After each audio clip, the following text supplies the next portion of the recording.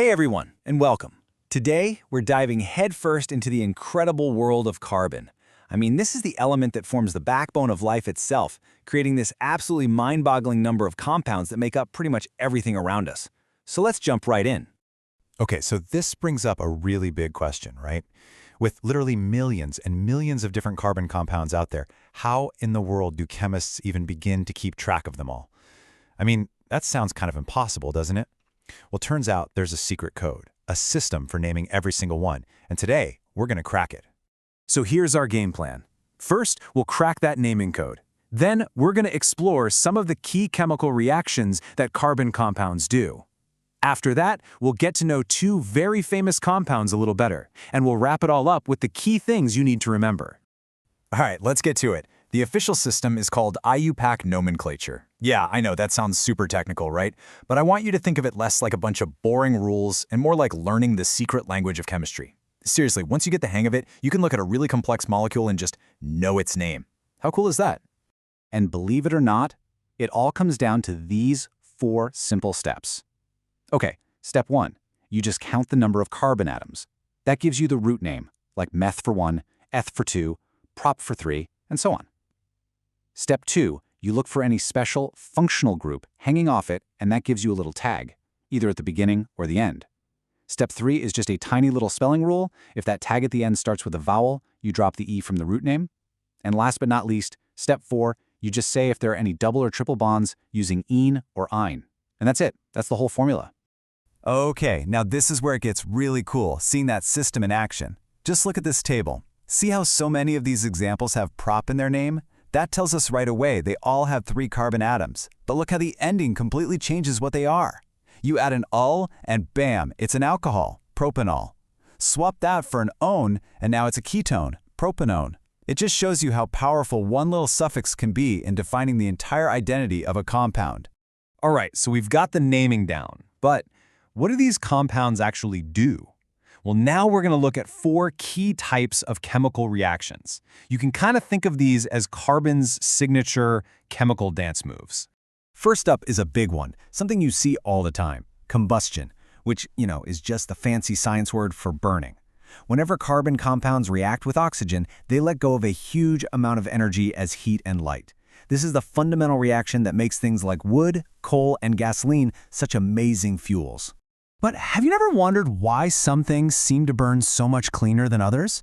Like, the flame on your gas stove is probably a nice, clean blue, but a candle flame is yellow and smoky. Well, here's why. It comes down to whether the hydrocarbon is saturated or unsaturated.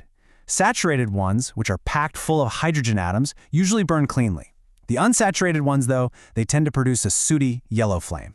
So the bottom line is, the molecule structure totally dictates how it burns.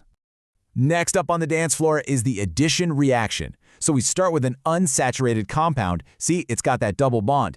In this reaction, that double bond kind of cracks open, which makes room for hydrogen atoms to be added on. This process, which usually gets a little help from a catalyst like nickel, turns that unsaturated compound into a saturated one. This is exactly how liquid vegetable oils are turned into solid fats like margarine. It gives them a longer shelf life and that solid texture you need for baking. All right, our next reaction is oxidation. Now, this is a really powerful transformation where you can actually change one kind of compound into a totally different one just by adding oxygen. The classic example is taking an alcohol and turning it into a carboxylic acid. It's like a chemical level up, and to make it happen, you need a special ingredient called an oxidizing agent. And our final dance move is substitution. So what about those saturated hydrocarbons we talked about? Remember, they're already full, so they can't do an addition reaction. There's no room. Well, they do something different. It's called substitution. Just like it sounds, one atom gets swapped out for another. In this picture here, with a little boost from sunlight, a chlorine atom literally bumps a hydrogen atom out of its spot and takes its place.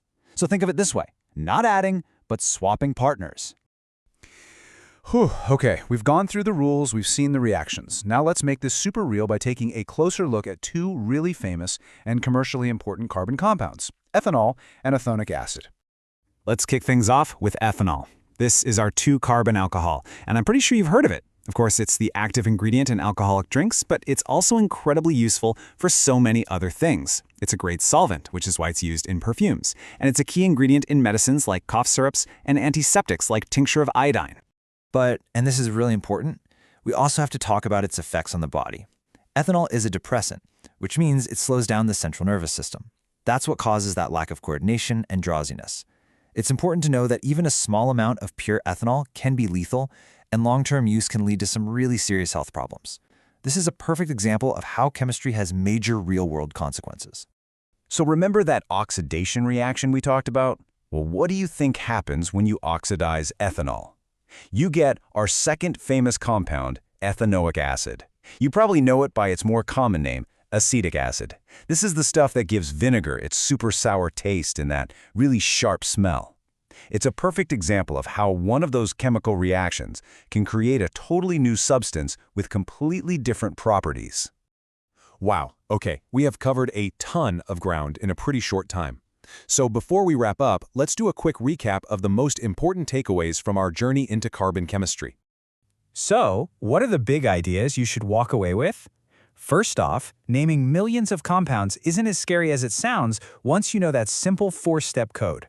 Second, we figured out carbon's 4 main chemical dance moves: combustion, addition, oxidation, and substitution. And finally, we saw with ethanol how a compound's chemical properties are directly linked to both its uses in the world and its impact on our health. So, feeling a bit more confident with carbon chemistry now? That's awesome. If you enjoyed this and want to keep learning, make sure you check out the A1 Institute on YouTube. Just subscribe for more clear, helpful explainers made especially for Class 10 Science. And I want to leave you with one final thought.